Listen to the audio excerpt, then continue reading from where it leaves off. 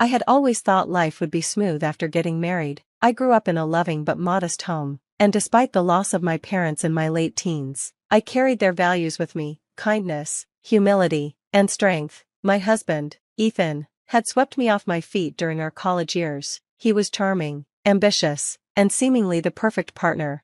At first, his family seemed welcoming enough. His mother, Eleanor, would flash a polite smile, though it never quite reached her eyes. His father, Gerald, was a man of few words, but his disapproving glances often lingered a little too long. Still, I chose to see the best in them because I loved Ethan. We moved into the large family estate soon after our wedding, as per Eleanor's insistence. She claimed it was only temporary until we could save for our own home. It seemed generous at first, but little did I know, I was walking into a gilded cage. Things started subtly, almost imperceptibly. I began to notice how Eleanor would frequently compare me to their family friends' daughters-in-law, who were doctors, lawyers, or heirs to substantial fortunes. You know, Olivia managed to host a charity gala for 300 guests all by herself, Eleanor once said, her tone dripping with feigned admiration. Isn't that impressive, Ethan? I smiled, feeling the sting but brushing it off. That does sound impressive, I replied. She's a natural, Eleanor continued, her gaze cutting into me. Not everyone has the upbringing for it. Ethan didn't defend me, he didn't even notice. It was easier to let these comments slide than to start a conflict. At least, that's what I told myself. Soon, Eleanor began treating me less like a family member and more like staff. She'd leave lists of tasks for me to complete during the day, ironing their clothes, polishing the silverware, and preparing dinner. Initially, I tried to comply, thinking it was a way to earn her approval, but no matter how hard I worked, it was never enough. One evening, after spending hours preparing a 3-course meal for the family, Eleanor frowned as she tasted the soup. It's too salty, she declared, pushing the bowl aside. Do it again tomorrow, and please, follow the recipe this time. Ethan said nothing, he didn't even meet my eyes.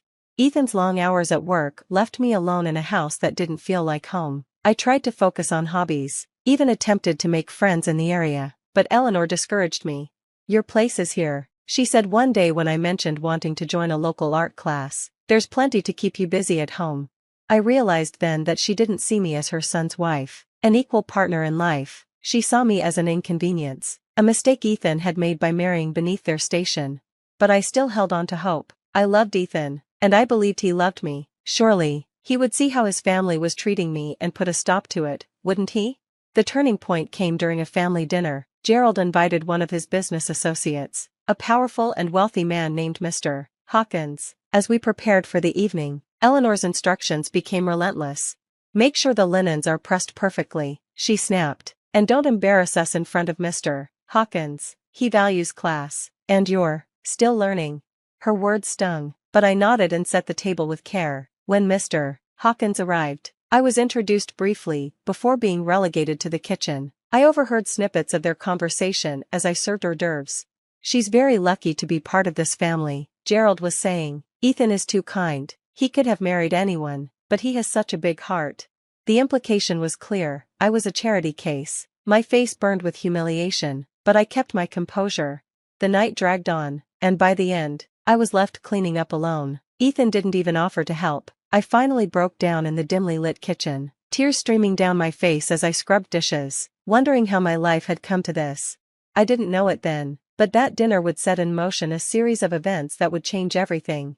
The aftermath of the dinner left me emotionally drained. My days were starting to blur together, each one a copy of the last: cleaning, cooking, and being invisible in a house that should have been my sanctuary. But something about that night lingered in the back of my mind, an invisible weight pressing down on me. A week after the dinner, Eleanor summoned me to the living room. She was seated on the ornate couch, a cup of tea in her hand. Gerald stood near the fireplace, his arms crossed, wearing his usual look of quiet disdain. We'll be hosting Mr. Hawkins again, Eleanor announced. It's important that we make a good impression this time. Gerald has been working on a significant deal with him, and we can't afford to let anything go wrong. I swallowed hard. Of course, what do you need from me? Everything to be perfect, she replied, her voice cool. And this time, try not to look so plain. Presentation matters. I felt my cheeks flush with embarrassment, but nodded. As I walked away, I couldn't help but feel the weight of their expectations. I wasn't just a wife in their eyes, I was a pawn in their endless pursuit of social status. The day of the dinner arrived, and I worked tirelessly from dawn. The house gleamed, the table was set with the finest china, and the aroma of roasted lamb filled the air. By the time the guests arrived, I was exhausted, but Eleanor insisted I be presentable. As Mr. Hawkins stepped through the door, his presence seemed to command the room. He was tall, impeccably dressed, and carried an air of authority. His sharp eyes scanned the room until they landed on me. For a brief moment, I thought I saw something flicker across his face, a mix of recognition and shock, but just as quickly, it was gone. Dinner began, and I quietly served the courses, avoiding eye contact with anyone. As I placed a dish in front of Mr. Hawkins, he looked up and said, "Thank you, miss. Have we met before?" The question caught me off guard. I stammered, I don't think so." He tilted his head slightly, as though trying to place me. "You look familiar." Eleanor intervened, her tone sharp. "She's Ethan's wife. She tends to stay out of the spotlight." Mr. Hawkins didn't respond but gave me a small, polite nod. The rest of the meal passed uneventfully, but I couldn't shake the feeling that he was watching me, studying me. The next morning, while cleaning up the dining room, I heard a knock at the front door, expecting it to be a delivery. I opened it without much thought. To my surprise, it was Mr. Hawkins. "Good morning," he said, his tone polite but firm. "May I speak with you?" I hesitated. "Of course, should I get Gerald?" "No," he said, shaking his head. "I came to see you." He stepped inside, and I led him to the sitting room, my mind racing. What could he possibly want? As he sat down, he studied me carefully. "I was up all night thinking," he began. "I couldn't shake the feeling that I've seen you before."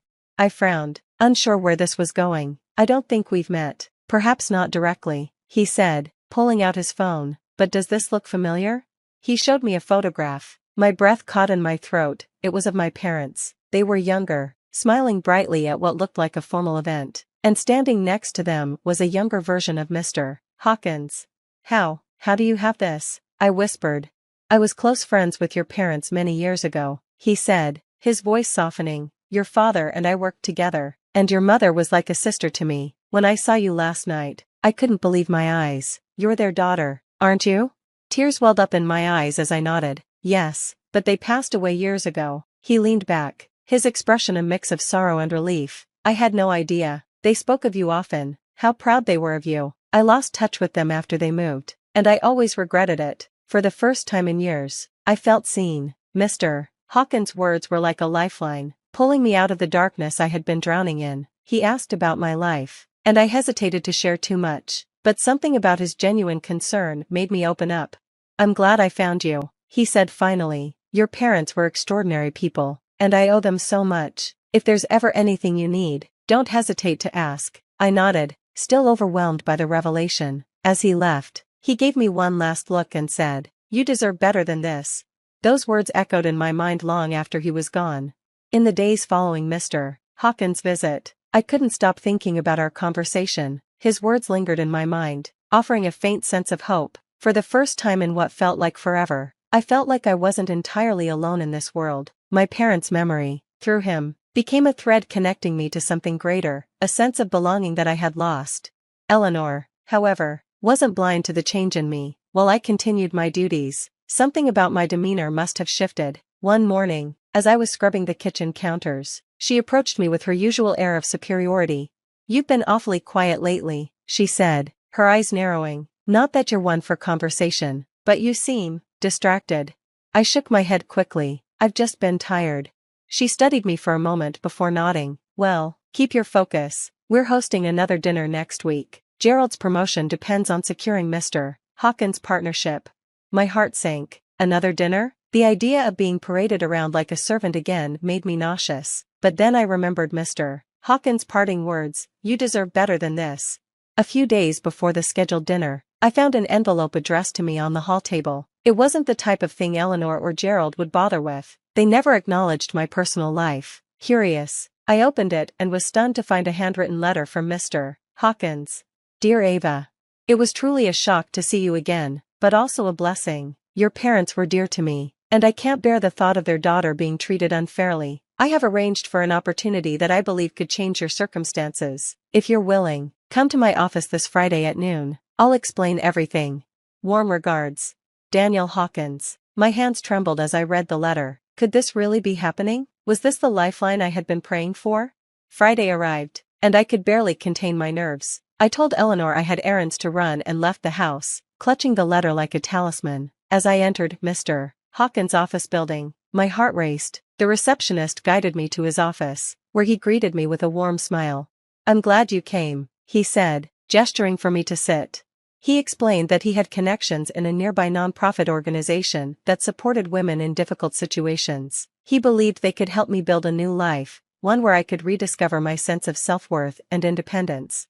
"But there's more," he said, leaning forward. "Your parents left behind a trust fund in your name. I helped them set it up years ago, but I lost track of it when they passed. It's modest, but it's enough to give you a fresh start." Tears streamed down my face as I listened. The idea of starting over felt like a distant dream finally within reach. That evening, I returned home with renewed resolve. I knew Eleanor and Gerald would never let me go easily, they thrived on control, but now, I had something they didn't know about, a plan, a future, and the means to escape.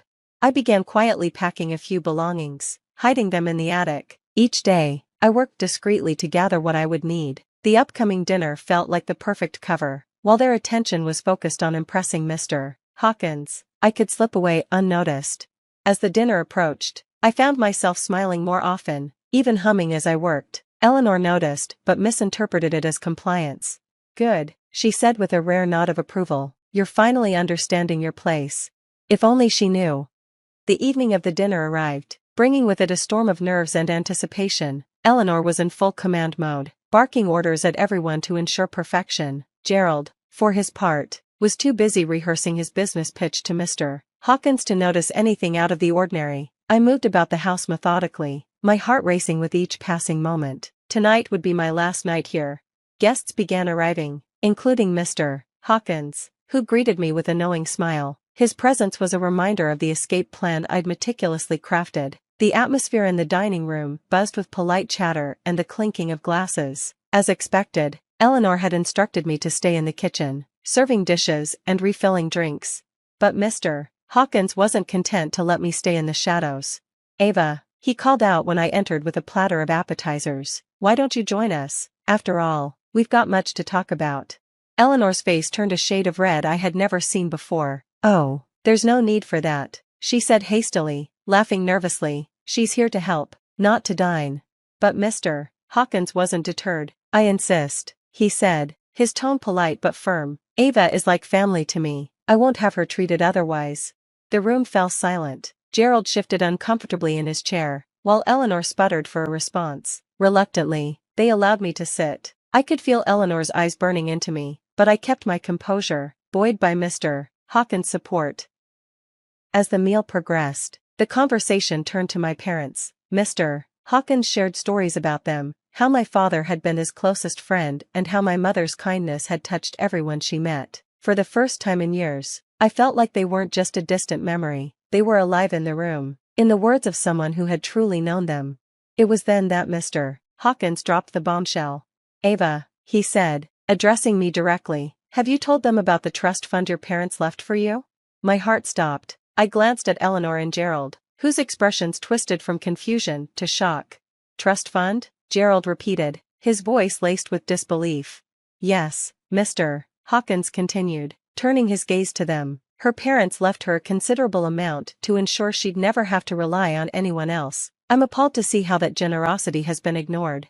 Eleanor stammered, trying to regain control. We weren't aware. She never mentioned it." I met her gaze for the first time that evening, my voice steady. "Because you never asked." The tension in the room was palpable. Gerald tried to defuse it, laughing nervously. "Well, this is a misunderstanding. Of course, Ava will have access to her funds. Isn't that right, Eleanor?" But Eleanor's veneer cracked. "She's ungrateful. After everything we've done for her, giving her a roof, food, this is how she repays us?" Mr. Hawkins interrupted, his voice calm but firm. "If by roof and food, you mean exploitation and mistreatment, then yes, Eleanor, this is how she repays you, by reclaiming her life." For the first time, I saw Eleanor rendered speechless. Gerald, too, slumped in his chair, his bluster evaporating. After dinner, I quietly gathered the bag I had packed and headed for the door. Mr. Hawkins followed, offering me a ride to the apartment he had arranged for me through his nonprofit connections. As I left, I felt a mixture of emotions: relief, empowerment, and a bittersweet sense of closure. Eleanor and Gerald didn't even try to stop me. They must have realized their grip on me was broken. The next morning, I woke up in a small but cozy apartment, my apartment. For the first time in years, I felt like I could breathe. I started attending workshops at the nonprofit, where I learned skills to rebuild my life. Mr. Hawkins continued to be a mentor, guiding me through the process of managing the trust fund and pursuing my dreams. Most importantly, I began to find myself again. I wasn't just someone's servant or charity case. I was Ava, a woman with a future. Months later, I sat in a small cafe, sipping coffee and reading a book. My life wasn't perfect, but it was mine. The weight of the past had lifted, replaced by a sense of possibility. I thought of my parents often, not with sadness, but with gratitude. They had given me the strength to endure, and now I was finally living the life they had wanted for me. As for Eleanor and Gerald, I heard through the grapevine that Gerald didn't get his promotion. It seemed karma had its own way of balancing the scales. But I wasn't focused on them anymore. My life was ahead of me, and I was ready to embrace it.